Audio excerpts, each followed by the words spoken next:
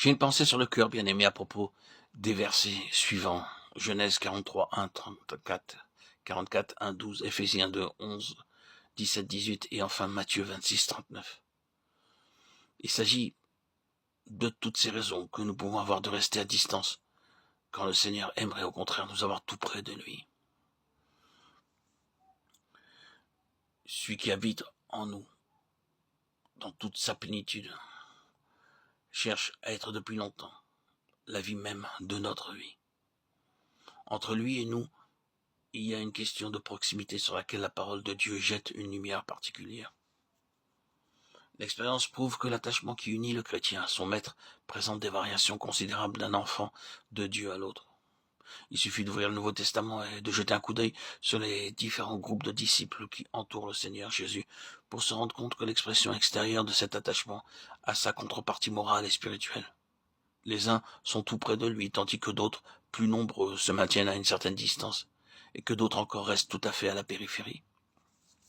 Prenez par exemple ce passage de Matthieu 26, 39, qui nous montre le Seigneur, quelques pas en avant de ses disciples.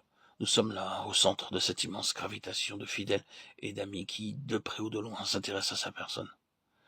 Cette divine solitude qui est la sienne dans ce moment représente évidemment ce qu'il y a d'absolu dans l'obéissance du Fils. Il y a dans cette courte distance qui le sépare de Pierre, de Jacques et de Jean l'image concrète d'un chemin spirituel sur lequel personne ne peut le suivre. Dans l'accomplissement de la volonté de Dieu, ces quelques pas signifient qu'entre lui et nous, il y a un abîme que personne ne pourra jamais franchir. C'est l'isolement absolu d'un Dieu qui s'est fait homme. Autour de ce centre, les disciples viennent prendre position à des distances variables. Si vous revenez en arrière dans votre lecture, vous constatez que Jésus en a pris 3 un peu plus près de lui que les autres. Ils sont allés un peu plus en avant avec le Seigneur. Bien qu'ils ne soient pas tout à fait à la même place que lui, ils sont plus près de lui que le reste de la petite troupe qui l'a accompagné dans le jardin. On aurait pu penser que l'heure de la prière en commun avait sonné. S'il s'était agi de nous, j'imagine que nous aurions prononcé des paroles comme celle-ci. Maintenant, il faut nous arrêter ici et prier. La bataille qui va s'engager sera dure. Nous ne pourrons pas nous y aventurer seuls. Prions. Mais il n'en est pas ainsi pour Jésus. Il y avait dans cette circonstance quelque chose qui exigeait de lui un isolement spécial et l'obligeait à se passer de la communion de ses disciples. Pourtant, à ce moment-là, son cœur en avait certainement soif de cette communion.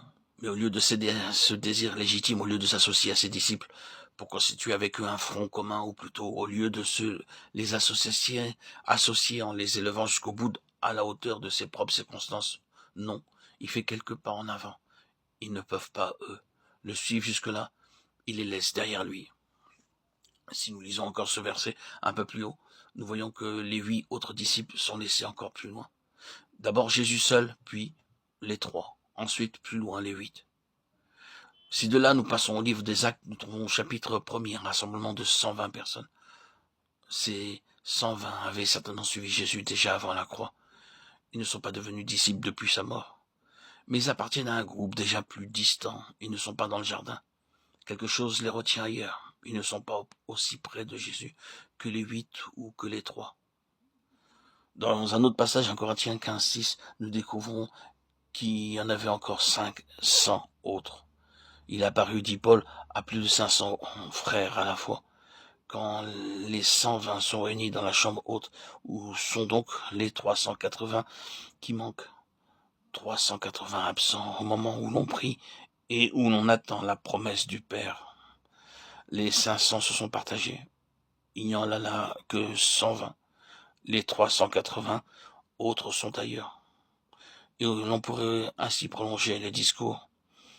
Nous voyons donc, en prenant les choses littéralement, d'abord le Seigneur, puis un tout petit groupe tout près de lui, puis plus loin, un autre groupe un peu plus grand, puis un ensemble assez compact, et plus loin encore, toute une foule.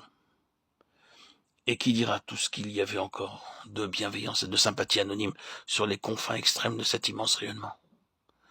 Mais quelle marge entre la distance des uns et la proximité des autres? Vous comprenez, n'est-ce pas, tout ce que cette proximité suggère de communion spirituelle avec le Seigneur pour ceux qui veulent vivre près de lui, qui veulent sur ce chemin aller jusqu'au bout, plus loin que le grand nombre, plus loin même que le petit nombre. Si nous exprimons cette pensée ici, bien-aimés, c'est parce que nous avons la conviction que le Seigneur, à l'heure actuelle, se cherche justement de ces hommes-là, qui resteront attachés à sa personne parce qu'ils ont soif de son intimité. Pour beaucoup, hélas, nous ne le savons que trop, cette proximité a ses limites. Les uns vont jusqu'à un certain point, puis ils trouvent que c'est assez, d'autres vont un peu plus près. Mais à un moment donné, eux aussi, ils s'arrêtent. Il semble qu'il n'y en ait vraiment qu'un très petit nombre.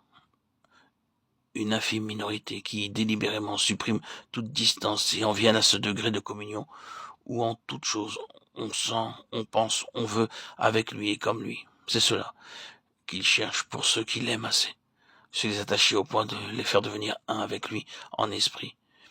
Il a les yeux sur ceux qui sont disposés à faire quelques pas de plus avec lui, à s'approcher un peu plus que les autres, plus près même que ses familiers, pour leur laisser voir son cœur tel qu'il est, avec toute la souffrance, toute la beauté, tout l'amour qu'il cache encore.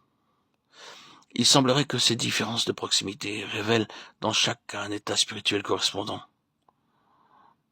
Au point de vue littéral que nous venons de mettre en lumière, peut-être n'y avait-il pas lieu de pousser la chose trop loin, mais au point de vue spirituel, il en est certainement ainsi. Dis-moi qui tu hantes, et je te dirai qui tu es. Dis-moi jusqu'où tu vas dans ta marche avec le Seigneur, et je te dirai ce que vaut ta vie spirituelle. Au fond, la force de notre attachement dépend du discernement intuitif que nous avons de sa personne. Derrière les paroles, les actes de quelqu'un, il y a tout un arrière-plan qui constitue le fond de la personnalité.